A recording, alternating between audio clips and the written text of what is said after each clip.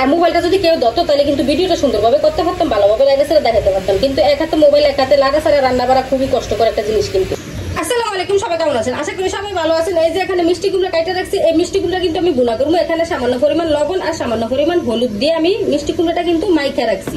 এটা এখন তেলে ভাইজা নিতেইব। আর এখানে কিন্তু চিচিঙ্গা ভাজি করবো। এই যে একটা ডিম রাখছি, এই ডিম দিয়ে। আর এই বুনা করতে কিন্তু পেঁয়াজ অনেকগুলো লাগে। ওই যে তেল বসিয়ে দিয়েছি, তেলটা গরম হলে কিন্তু আমি মিষ্টি কুমড়াটা আগে ভাইজা নিব। তেলটা আমার গরম হয়ে গেছে, ওই যে তেল থেকে ধোঁয়া বের হইতেছে, তেলটা গরম হয়ে গেছে। এখন আমি দিয়ে দিব আমার মিষ্টি কুমড়া গুলা। এই যে আমার মিষ্টি কুমড়া কিন্তু ভাজা হয়ে গেছে, কারণ এখানে অনেকটা তেল ছিল, সেখান থেকে তেল কিন্তু আমি এই যে এখানে দিয়ে পেঁয়াজ ভাজা ভাজা করে নিতেছি। সাথে কিন্তু দুইটা মরিচও দিছি। মরিচ কাটার টেকনিক হয়েছে যে এই যে এমনি কাইটে দিয়ে দিছি।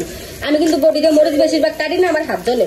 এখন আমি পেঁয়াজটা ভাজা ভাজা করে নিব, তারপরে হচ্ছে যে অন্যান্য মশলাদারি দিব আর কি। এই যে মিষ্টি কুমড়াটা কিন্তু আমি ভালোভাবেই ভাজা ভাজা করছি। মিষ্টি কুমড়া কিন্তু সিদ্ধ হয়ে গেছে, এই দেখেন পেঁয়াজটা কিন্তু আমার ভাজা ভাজা হয়ে গেছে। এখন কিন্তু এখান থেকে একটু মশলা দিয়ে দিব আমি। এই যে এগুলা কিন্তু একবারে ফ্রিজ থেকে নামিয়ে আনছি শক্ত, তার জন্য আমি দাও দিয়ে কুপ দিয়ে কিন্তু এগুলো একটুখানি আলগা করে নিছি। এখন অল্প পরিমাণে মশলা দিব, বেশি কিন্তু দিব না।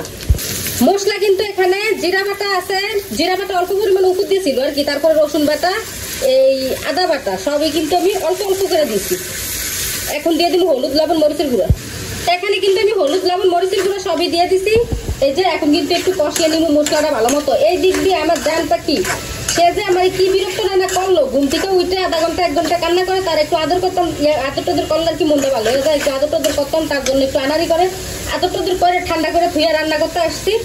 এখন সে আবার শুরু করছে বিরক্ত, তারপরে তারা একটু আদর টাদর করে তখন আবার ঠান্ডা দিতে। আসলে বাচ্চাদেরকে যত মিল দিয়ে যত আদর করে কথা বলবেন তত কিন্তু বাচ্চারা ঠান্ডা হয়ে যায় তাড়াতাড়ি। এইদিকে কিন্তু মশলাটা আমার কষানো হয়ে গেছে। এখন কিন্তু দিয়ে দিব আমি এই যে মিষ্টি কুমড়াটা। দেখেন অনেকটা তেল কিন্তু আমি ওইখানে দিছি, তারপরে কতটা তেল এখানে রয়ে গেছে। অনেক তেল আমি দিয়ে দিছি, ভাজার সময় বেশি তেল দিয়ে দিচ্ছি। এই মিষ্টি কুমড়া দিয়ে একটু লাড়াচাড়া দিয়ে দিছি আমি। এখন কিন্তু পানি দিয়ে দিব, কারণ হচ্ছে যে আমি বেশিক্ষণ কষাবো না মিষ্টি কুমড়াটা, কারণ এগুলো আমার ভাজার সময় কিন্তু নরম হয়ে গেছে, সিদ্ধ হয়ে গেছে। আর বেশিক্ষণ যদি কষাই তাহলে কিন্তু ভাঙা দিব, তার জন্য আমি বেশিক্ষণ কষাবো না।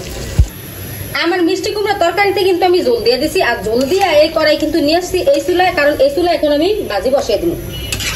এই যে দেখেন এখন আস্তে আস্তে রান্নাটা হোক। তরকারিটা কিন্তু আমার বড় কাইসা পড়ছে দেখছেন। আর মিষ্টি কুমড়া তো আগেই নরম হয়ে গেছে। এইদিকে মিষ্টি কুমড়া তরকারিটা কিন্তু আমার ফ্রাই হয়ে গেছে। যেহেতু আমার ঝোল অন্য কোনো তরকারি নাই, তার জন্য এটাতে কিন্তু আমি হালকা পরিমাণে একটু ঝোল রাখবো। এই যে আর এইভাবে তরকারি রান্না করলে কিন্তু খুবই মজা লাগে। মিষ্টি কুমড়া তারপর হচ্ছে যে পটল এভাবে ভুনা করলে বাইজা খুবই কিন্তু মজা লাগে। এই যে এখন কিন্তু আমি চুলাটা বন্ধ করে দিব। আর মিষ্টি কুমড়া কিন্তু একটাও ভাঙে না। মিষ্টি কুমড়া তরকারি কিন্তু কম লাড়বেন, বেশি লাড়াচাড়া করবেন না। বেশি লাড়াচাড়া করলে কিন্তু ভাঙা জায়গা। আর মোবাইলটা যদি কেউ দত তাহলে কিন্তু ভিডিওটা সুন্দরভাবে করতে পারতাম, ভালোভাবে লাগাছাড়া দেখাতে পারতাম, কিন্তু এক হাতে মোবাইল এক হাতে লাগাছাড়া রান্না করা খুবই কষ্টকর একটা জিনিস। কিন্তু তো আমার মিষ্টি কুমড়া ভুনাটা কেমন হয়েছে অবশ্যই বলবেন। সবাই ভালো থাকবেন, সুস্থ থাকবেন। আল্লাহ হাফেজ।